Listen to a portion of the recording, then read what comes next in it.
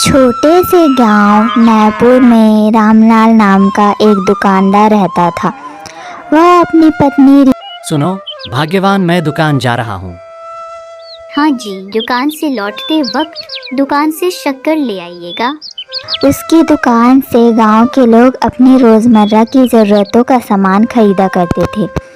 रामलाल शुरू में ईमानदारी से अपना व्यापार करता था, लेकिन उसे पैसे कमाने का लालच होने लगा।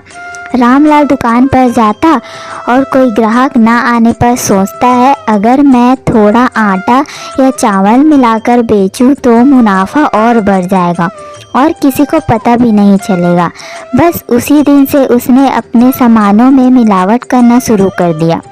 वह आटे में चूना और मसालों में रंग मिलाने लगा ताकि उसका मुनाफा बढ़ा सके। रामलाल, मुझे 1 किलो दाल देना। हाँ भाई राजू, अभी देता हूँ। अरे रामलाल, ये दाल कुछ अलग लग रही है। नहीं तो तुम्हें ऐसा क्यों लग रहा है? ये दाल तो मैंने शहर से मंगवाया है। रामलाल की बात सोचते हुए राजू वहाँ से चला जाता है। अगले सुबह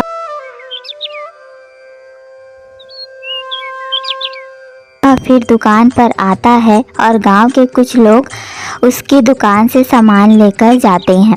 गांव के लोग धीरे धीरे इस बात को महसूस करने लगते हैं कि रामलाल का सामान अब पहले जैसा नहीं रहा। आटा सही से गूंथा नहीं जाता था, मसालों का स्वाद बिगड़ा हुआ होता था, पर रामलाल से यह कोई नहीं कहता था क्योंकि वह पुराना दुकानदार था, तो उस पर शक कोई नहीं करता था। कुछ दिन के बाद गांव के सभी लोग धीरे धीरे करके बीमार पड़ने लगे। जो भी रामलाल की दुकान से सामान लेकर जाता, अगले ही दिन उसके घर कोई ना कोई बीमार हो जाता। अगले ही सुबह राजू और सीता इस विषय पर चर्चा करते हैं। सुनो सीता, तुम्हें ये रामलाल के सामान में कुछ गड़बड़ नहीं लगता? हाँ जी, मैं भी बहुत दिनों से ये बात आपसे कहना चाहती हूँ। और इस बात का पता लगाने के लिए एक योजना सुनिश्चित करते हैं। रात होते ही वे दोनों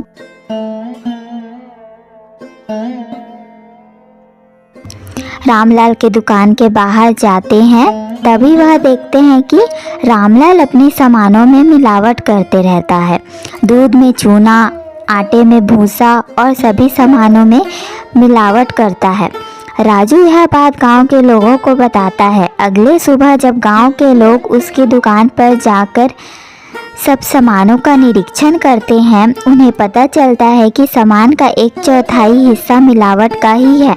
रामलाल को अपनी किए पर पछतावा होता है और उसके बाद गांव के लोग उसकी दुकान पर कोई भी सामान नहीं लेते हैं। रामलाल समझ जाता है कि लालच हमेशा बुरे परिणाम ही देती है।